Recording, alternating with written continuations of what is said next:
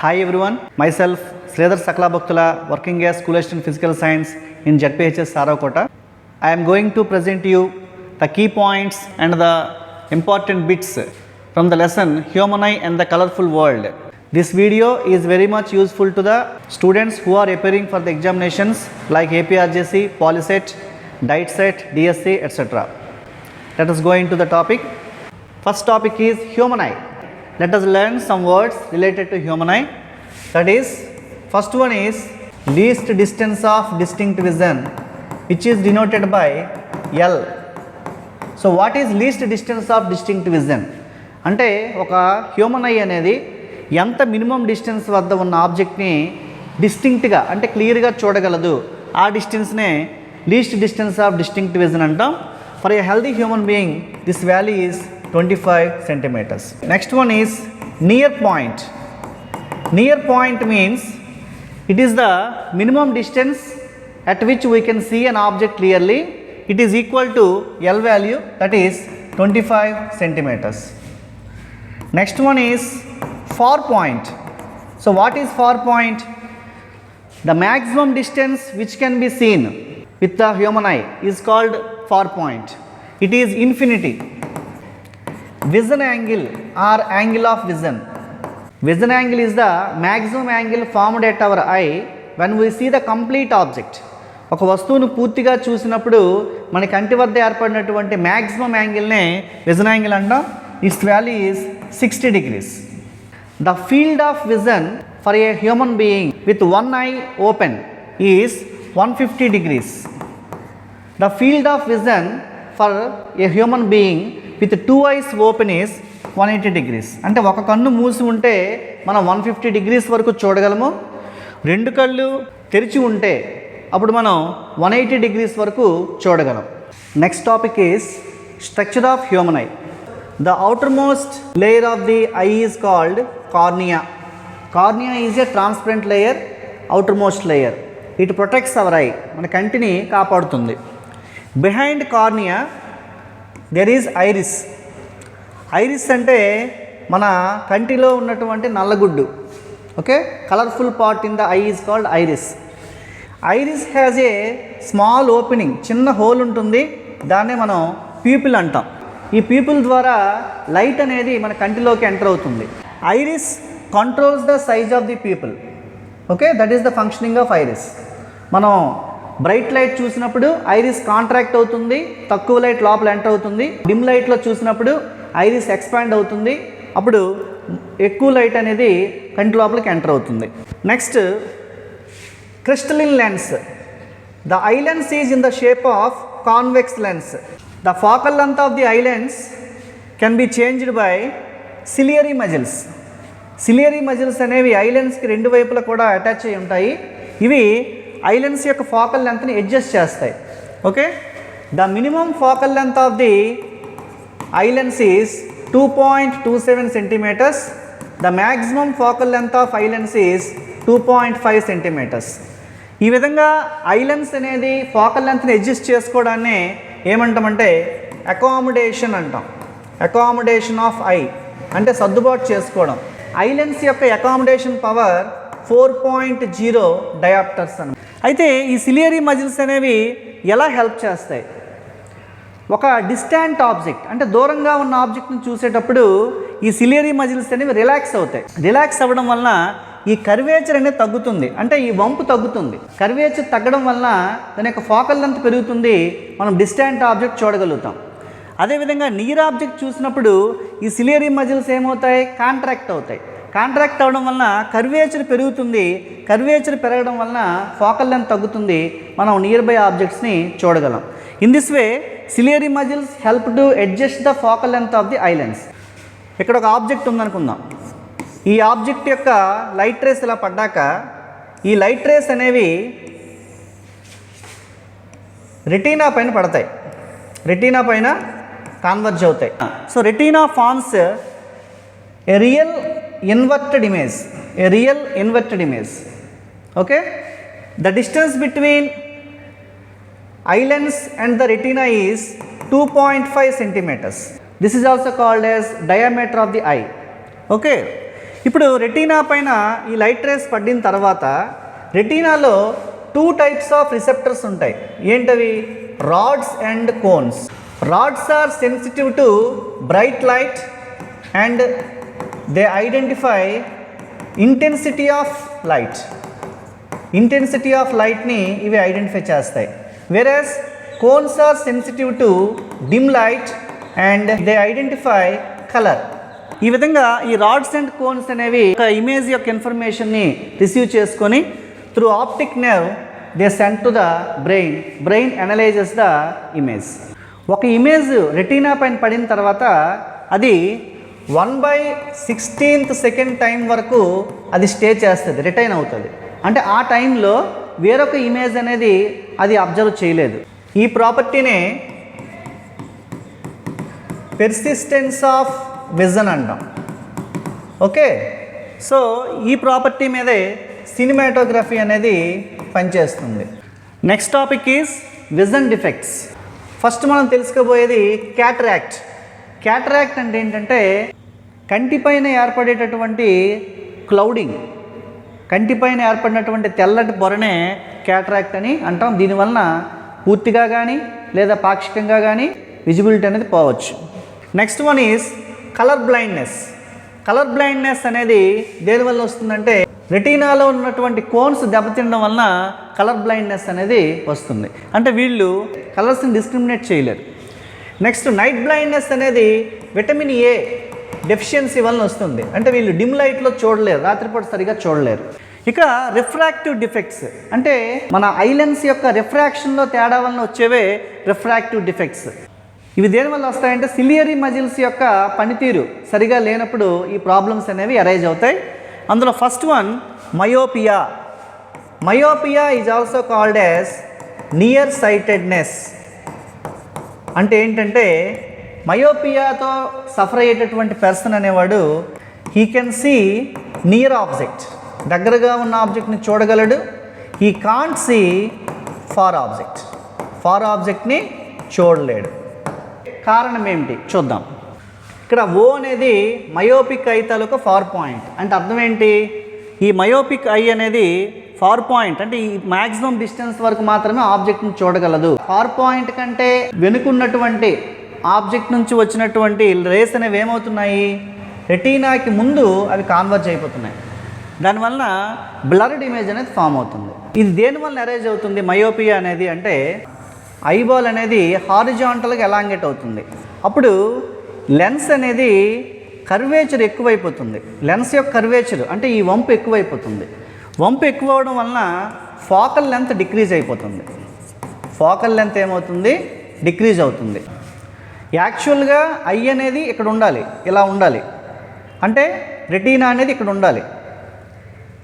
కానీ అసలు ఎలాంగేట్ అవ్వడం వల్ల ఏమవుతుందంటే ఈ దూరం నుంచి వచ్చినటువంటి లైట్ రేస్ అనేవి ఇక్కడ కాన్వర్జ్ అయిపోతున్నాయి అన్నమాట. అంటే దీనికి కారణం ఫోకల్ లెంత్ డిక్రీజ్ అవ్వడం, కర్వేచర్ అనేది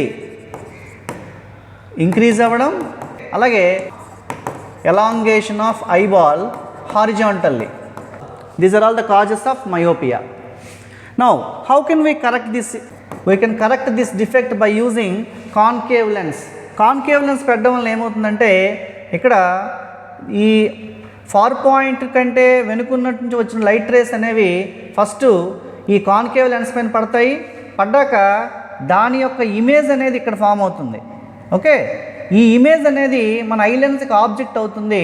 ఆబ్జెక్ట్ అవ్వడం వల్ల ఇది ఆల్రెడీ ఫార్ పాయింట్కి లోపలే ఉంది కాబట్టి ఇమేజ్ అనేది రెటీనా పైన ఫామ్ అవుతుంది. ఈ విధంగా మయోపియాని కరెక్ట్ చేస్తాం. మరి ఎంత ఫోకల్ లెంత్ ఉన్నటువంటి లెన్స్ వాడాలి? దీనికి ఫార్ములా ఏంటంటే f is equal to -d. d means distance of the far point. Second eye defect is hypermetropia which is also called as far sightedness. That means the person can see far object and he cannot see near object. దగ్గరగా ఉన్న ఆబ్జెక్ట్ని చూడలేడు, దూరంగా ఉన్న ఆబ్జెక్ట్ని చూడగలడు. ఎందుకు అలా జరుగుతుందో చూద్దాం.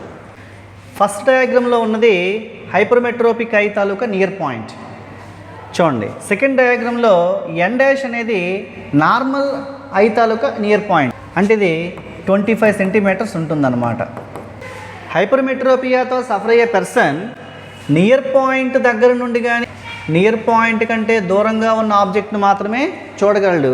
నియర్ పాయింట్కి లోపల ఉన్నటువంటి ఆబ్జెక్ట్ నుంచి వచ్చిన లైట్ రేస్ ఏమవుతున్నాయి, the image is forming behind the retina. అందువలన మనకి బ్లర్డ్ ఇమేజ్ అనేది ఫామ్ అవుతుంది. ఈ హైపర్మెట్రోపియా అనేది దేనివల్ల అరైజ్ అవుతుంది అంటే టూ స్మాల్ ఐబాల్ అనేది చాలా చిన్నదవడం వల్ల ఏమవుతుంది, ఫోకల్ లెంత్ అనేది టూ స్మాల్ అయిపోతుంది. ఫోకల్ లెంత్ కూడా చాలా తగ్గిపోతుంది అనమాట. ఫోకల్ లెంత్ కూడా చాలా తగ్గిపోతుంది. ఎందుకంటే చూడండి ఐబాల్ అనేది ఇలా చిన్నది అయిపోవడం వలన ఫోకల్ లెంత్ తగ్గి ఈ లైట్ రేస్ అనేవి ఇమేజ్ని బిహైండ్ ద రెటీనా ఫామ్ చేస్తాయి అన్నమాట. అంటే యాక్చువల్గా మనకి ఐబాల్ ఇలా ఉండాలి, ఓకే, ఇక్కడ ఇమేజ్ ఫామ్ అవ్వాలి. కానీ ఐబాల్ చిన్నది అయిపోవడం వలన ఇది బిహైండ్ ద రెటీనా ఫామ్ అయిపోతుంది, మనకు బ్లర్డ్ ఇమేజ్ అనేది ఫామ్ అవుతుంది. దీన్ని కరెక్ట్ చేయడానికి ఏంటి వాడాలి అంటే కాన్వెక్స్ లెన్స్ వాడాలి. Focal length formula F is equal to 25D/D-25. D అంటే near point, distance of near point. Next defect is presbyopia. This defect arises due to ageing. వయసు పైబడిన కొలది సిలియరీ మజిల్స్ అనేవి సరిగా పనిచేయకపోవడం వలన, సిలియరీ మజిల్స్ స్టిఫ్గా అవ్వడం వలన ఏమవుతుందంటే వాళ్ళకి నియర్ పాయింట్ అనేది ఫేడ్ అయిపోయి వాళ్ళకి దగ్గరగా ఉన్నటువంటి ఆబ్జెక్ట్స్ కనబడకుండా ఉంటుంది. దీన్నే మనం ప్రెస్బయోపియా అంటాం. కొన్ని కేసెస్లో బోత్ మయోపియా అండ్ హైపర్మెట్రోపియా రెండింటితో కూడా సఫర్ అవుతారు. అటువంటప్పుడు మనం యూజ్ చేయాల్సిన లెన్స్ ఏంటంటే bifocal lens. It is the combination of both convex lens and concave lens. Convex lens and concave lens. See, this is the bifocal lens. చూడండి, ఇది normal eye, image formed on the retina. Presbyopic ఐకి image formed behind the retina. Okay, so దీన్ని ఎలా correct చేస్తామంటే by using convex lens. ఇక్కడ convex lens use చేస్తాం. It is called bifocal lens. In this way we can correct these 3 vision defects. Next topic is dispersion of light. Before going to the dispersion, let us know what is a prism. A prism is a transparent medium bounded by 2 plane surfaces which are inclined to each other. This is a triangular prism. A triangular prism has 2 triangular faces and 3 rectangular faces. చూడండి, ప్రిజంకి 2 triangular faces ఉన్నాయి, 3 rectangular faces ఉన్నాయి. So when a light ray enters into the prism, it gets refracted at first edge and also it again refracted at second edge. Okay, that means in a prism light suffers double refraction. 2 times refraction జరుగుతుంది. ఎంత refract అవుతుంది అనేది ఈ angle పైన depend అవుతుంది. ఈ యాంగిల్నే angle of prism or refracting angle of prism అని అంటాం. If you observe this diagram, this is called angle of incidence, this is angle of refraction, this is angle of emergence, this is another angle of refraction. Okay, ఇప్పుడు incident రేని extend చేసి emergent రేని బ్యాక్కి extend చేస్తే ఈ మధ్యలో ఏర్పడిన యాంగిల్ని angle of deviation అంటాం. The angle between incident ray and the emergent ray is known as angle of deviation, which is denoted by D. If you draw a graph between I and D values, I taken on x-axis, D taken on y-axis, ఇలా graph కనుక గీస్తే you get a curve like this. The value refers to this point is called as angle of minimum deviation. In a prism, the relation between incident angle, angle of prism, angle of deviation, angle of emergence is I plus E is equal to A plus D. At minimum deviation, ఈ minimum deviation దగ్గర I is equal to E అవుతుంది, R1 is equal to R2 అవుతుంది, and ఈ refracted ray అనేది parallel to the బేస్కి ప్యారలల్గా వెళ్తుంది అనమాట. The formula for incident angle is I is equal to A plus dm by 2. and the formula for refracting angle is R is equal to A by 2. Refractive index of prism N is equal to sin A plus dm by 2 by sin A by 2. This is the formula for refractive index of prism. So ఇక్కడ డిస్పర్షన్కి ప్రిజమ్కి ఏంటి సంబంధం అనేది చూద్దాం. Prism has a property of splitting the white light into different colors. When white light falls on a prism, it splits into 7 colors. This phenomena is known as dispersion of light. ఆ 7 colours ఏంటవి? V, I, B, G, Y, O, R. Violet, IndiGo, blue, green, yellow, orange, red. అయితే గమనించండి, ఎక్కువగా deviate అయింది violet colour, తక్కువగా deviate అయింది red colour. దీనికి గల కారణం ఏంటి? అసలు ప్రిజం మీద వైట్ లైట్ పడితే ఎందుకు స్ప్లిట్ అవుతుంది? కారణం ఏంటి అంటే మనం చెప్పుకున్నాం, refractive index depends upon wave length of light. ఇక్కడ 7 కలర్స్కి కూడా 7 వేవ్ లెంత్స్ ఉంటాయి. వైలెట్ కలర్కి 400 నానోమీటర్స్ వేవ్ లెంత్ ఉంటుంది. రెడ్ కలర్కి అరౌండ్ 700 నానోమీటర్స్ వేవ్ లెంత్ ఉంటుంది. Least wave length violet colour, maximum wave length red colour. అయితే ప్రిజం యొక్క మెటీరియల్ ఏం చేస్తుందంటే లో వేవ్ లెంత్ ఉన్నటువంటి లైట్కి హై రిఫ్రాక్టివ్ ఇండెక్స్ని ఆఫర్ చేస్తుంది. అలాగే హై వేవ్ లెంత్ లైట్కి లో రిఫ్రాక్టివ్ ఇండెక్స్ ఆఫర్ చేస్తుంది. కాబట్టి రెడ్ కలర్కి తక్కువ రిఫ్రాక్టివ్ ఇండెక్స్ ఆఫర్ చేయడం వల్ల తక్కువగా రిఫ్రాక్షన్ అయింది, తక్కువగా డీవియేషన్ అయింది. వైలెట్ కలర్కి ఎక్కువ రిఫ్రాక్టివ్ ఇండెక్స్ ఆఫర్ చేయడం వల్ల ఎక్కువ డీవియేషన్ అయింది. ఈ విధంగా వైట్ లైట్లో ఉన్న 7 కలర్స్ కూడా స్ప్లిట్ అయ్యాయి. దీన్నే మనం డిస్పర్షన్ ఆఫ్ లైట్ అని అంటాం. సర్ ఐజాక్ న్యూటన్ ప్రిజంను ఉపయోగించి మొట్టమొదటిసారిగా వైట్ లైట్ని స్ప్లిట్ చేయగలిగారు. అదేవిధంగా ఆయన ఇంకొక ఎక్స్పెరిమెంట్ కూడా చేశారు. ఏంటి అంటే ఒక ప్రిజం తీసుకున్నారు, దీని గుండా వైట్ లైట్ పంపించారు, అది 7 కలర్స్గా విడిపోయింది. దీనికి ఇన్వర్టెడ్గా ఇంకొక ప్రిజంను పెట్టారు. అప్పుడు ఈ కలర్స్ అనేవి మళ్ళీ ఏమయ్యాయి అంటే అవి ఇలా వైట్ లైట్గా మారిపోయాయి. అంటే వైట్ లైట్ని ఫస్ట్ ప్రిజం 7 కలర్స్గా స్ప్లిట్ చేసింది, మళ్ళీ సెకండ్ ప్రిజం ఏం చేసింది, దాన్ని మళ్ళీ వైట్ లైట్గా కంబైన్ చేసింది. డిస్పర్షన్ ఆఫ్ లైట్కి ఎగ్జాంపుల్ ఏంటంటే formation of rainbow. Okay, rainbow form అవ్వాలి అంటే మనకి కొన్ని కండిషన్స్ ఉన్నాయి. First one, sunlight and rain సైమల్టేనియస్గా పడాలి. సెకండ్ వన్ ఏంటంటే సన్ పొజిషన్ అనేది ఇక్కడ ఇంపార్టెంట్. అంటే సన్కి ఆపోజిట్గా మనకి రెయిన్బో అనేది ఫామ్ అవుతుంది. And sun should be at a low angle, అంటే సన్ రైజ్ టైంలో, సన్సెట్ టైంలో ఇది ఎక్కువగా ఏర్పడే అవకాశం ఉంటుందన్నమాట. ఇక్కడ రెయిన్బో ఏర్పడడానికి కారణం ఏంటంటే water drops, rain water drops. These rain water drops act as prism. White light ఇందులోకి ఎంటర్ అయిన తర్వాత ఫస్ట్ ఇక్కడ రిఫ్రాక్షన్ జరుగుతుంది. రిఫ్రాక్షన్ జరిగిన తర్వాత బెండ్ అవుతూ ఇక్కడ ఏమవుతుంది, ఇది స్ప్లిట్ అవుతుంది. అంటే ఇక్కడ ఏం జరిగింది, డిస్పర్షన్ జరిగింది. Second edge of the water డ్రాప్కి టచ్ అయిన తర్వాత యాక్చువల్గా ఇది ఏమవ్వాలి, బయటకు రావాలి. కానీ ఇక్కడ it undergoes total internal reflection, ఇది బయటికి ఇలా ఎమర్జెంట్ అవుతుంది. రెయిన్బో ఫామ్ అవ్వాలంటే 3 phenomena: refraction, dispersion and total internal reflection. Next topic is atmospheric refraction of light.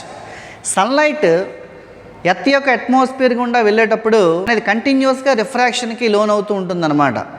ఇలా జరగడం వల్ల ఏమవుతుందంటే ట్వింక్లింగ్ ఆఫ్ స్టార్స్ అనేవి మనకి చాలా దూరంగా ఉండడం వల్ల ఆ లైట్ అనేది ఎర్త్ యొక్క అట్మాస్ఫియర్ గుండా వచ్చేటప్పుడు నెంబర్ ఆఫ్ రిఫ్రాక్షన్స్ అనేది లోన్ అవుతుంది. దాని యాపరెంట్ పొజిషన్ అనేది చేంజ్ అవుతూ ఉంటుంది. దానివల్ల ట్వింక్లింగ్ అవుతున్నట్టుగా అనిపిస్తుంది. Another example is advance sunrise and delayed sunset. అంటే సూర్యోదయం అవ్వకముందే 2 minutes బిఫోర్ మనకి సన్లైట్ భూమి మీద పడుతుంది. అలాగే సన్సెట్ అయిపోయిన 2 minutes ఆఫ్టర్ కూడా మనకి సన్లైట్ అనేది పడుతుంది. అంటే టోటల్గా డే టైం అనేది మనకి 4 minutes అనేది పెరుగుతుంది అనమాట due to atmospheric refraction of light. Next topic is scattering of light. What is scattering of light? When sunlight travels through atmosphere, there is collision between photons and the particles of atmosphere. అప్పుడు ఈ particles of atmosphere, it absorbs the sunlight and emits the light into all directions. This is called as scattering of light. The re-emission of the absorbed light by the particles of medium in all directions is known as scattering of light. ఇక్కడ scattered light యొక్క wave length అనేది మారదు, కానీ intensity మారుతుంది. అది దేనిపై depend అవుతుందంటే particles of మీడియంపై depend అవుతుంది. అట్మాస్ఫియర్లో ఎక్కువగా మనకి నైట్రోజన్ అండ్ ఆక్సిజన్ గ్యాసెస్ ఉంటాయి. దీనివల్ల ఏమవుతాయంటే ఈ nitrogen oxygen gases they scatter blue light. That's why sky appears blue. Sky appears blue. Similarly at sunrise and sunset time sky appears red color. ఎందుకు అంటే ఆ టైంలో అన్ని కలర్స్ కూడా స్కాటర్ అయిపోయి only red remains. So sky appears red colour. Similarly sky appears white at noon time. మిట్ట మధ్యాహ్నం పూట స్కై వైట్ కలర్లో కనిపిస్తుంది పైకి చూస్తే. కారణం ఇక్కడ no scattering takes place. Scattering జరగకుండా వైట్ లైట్ అనేది డైరెక్ట్గా మన కంటిలోకి వెళ్ళడం వలన మనకి స్కై వైట్ కలర్లో కనబడుతుంది. Sky appears white in summer season. In summer due to high temperature atmosphere is full of water vapour. ఈ వాటర్ వేపర్ ఏం చేస్తుందంటే it scatters all the colors. Okay, all the colors combine to form white color. So these are all the examples of scattering of light. And last topic is Tyndall effect. Tyndall effect means scattering of light by particles of a colloid. ఒక colloidal solution గుండా light బీమ్ని మనం వేసినట్లయితే ఈ path అనేది మనకి స్పష్టంగా కనబడుతుంది. కొలాయిడ్లో particle size బిగ్గరగా ఉండడం వలన the scatter the light. That's why the path of the light is visible. This is called Tyndall effect. Earth atmosphere is a heterogeneous mixture. దానిలో గ్యాసెస్ ఉంటాయి, డస్ట్ పార్టికల్స్ ఉంటాయి, వాటర్ డ్రాప్స్ ఉంటాయి. ఇవన్నీ ఉండడం వలన దాని గుండా వెళ్ళినటువంటి లైట్ బీమ్ అనేది మనకి స్పష్టంగా కనబడుతుంది. ఇది ఎక్కడ గమనించవచ్చు అంటే ఒక క్లోజ్డ్ రూమ్లో ఏదైనా ఒక వెంటిలేటర్ నుంచి సన్లైట్ కనుక ఎంటర్ అయినప్పుడు చూస్తే ఆ పాత్ అనేది స్పష్టంగా కనబడుతుంది. That is the best example for Tyndall effect. Now let us discuss some bits from previous papers. The minimum focal length of the eye lens of a human being is. Minimum focal length is 2.27 centimeters. This is the minimum focal length. Maximum focal length is 2.5 centimeters. Next, in a prism, at the angle of minimum deviation, angle of incidence should be equal to angle of emergence. Blue color of sky is due to the scattering of light by the molecules of. Blue color of sky అనేది దేని వలన అవుతుంది? Scattering by N2N O2. Which of the following eye defect is age related? చూడండి, myopia, hypermetropia అనేది ఏ age వాళ్ళకైనా రావచ్చు, కానీ presbyopia అనేది ఏజింగ్ బట్టి వచ్చే డిఫెక్ట్ కాబట్టి this is the right answer. Angle of deviation by a prism is given by. Angle of డీవియేషన్కి మనం ఫార్ములా చెప్పాం. I plus E is equal to A plus D. On this, A is equal to I plus E minus D. So second one is the right option. Next one, the part of human eye which helps to change the focal length is. Ciliary muscles. Pick the correct answer. In Vibgyor, wavelength increases from violet to red. In Vibgyor, refractive index increases from violet to red. So wavelength increases is right answer, whereas refractive index is high for violet and low for red. So this is wrong. So correct option is first one. Bifocal lens is used to correct the eye defect. Bifocal lens is used to correct presbyopia. In our eye, cones identify color. Next, in our eye, which part of the eye is responsible for image formation? Image formation ki responsible అయినటువంటి part ఏది అంటే eye lens. Eye lens is responsible for image formation. An optician prescribed corrective lens to a 12-year-old boy with left plus 1.25D, right plus 1.0D. What is his eye defect? ఇక్కడ చూడండి, lens power 2 plus ఉన్నాయి అంటే plus ఉంది అంటే convex lens. Convex lens అంటే ఏంటది? Hypermetropia. Okay, convex lens is used to correct hypermetropia. The nature of the image formed by retina is, eye lens is convex, so image formed is real, inverted and diminished image. The far point of a human eye with normal vision, near point is 25 centimeters, far point is infinity. Angle of incidence on a prism is 40 degrees. I is equal to 40 degrees and angle of minimum deviation is 30 degrees. Formula is I plus E is equal to A plus dm, where ikkada at minimum deviation I and E are same, so 2I is equal to A plus dm. Okay, now we need angle of prism. A is equal to 2I minus dm. So 2 into 40 minus 30. 80 minus 30 is equal to 50 degrees. We want angle of refraction. The formula of angle of refraction is R is equal to A by 2. So A value is 50 degrees. 50 by 2 is equal to 25 degrees. So this is the angle of refraction value. Which of the following is not caused by atmospheric refraction of light? Okay, చూడండి, twinkling of stars, sun appears visible 2 minutes before sunrise, sun appears higher in the sky than it actually is. ఈ మూడు కూడా atmospheric refraction జరుగుతాయి.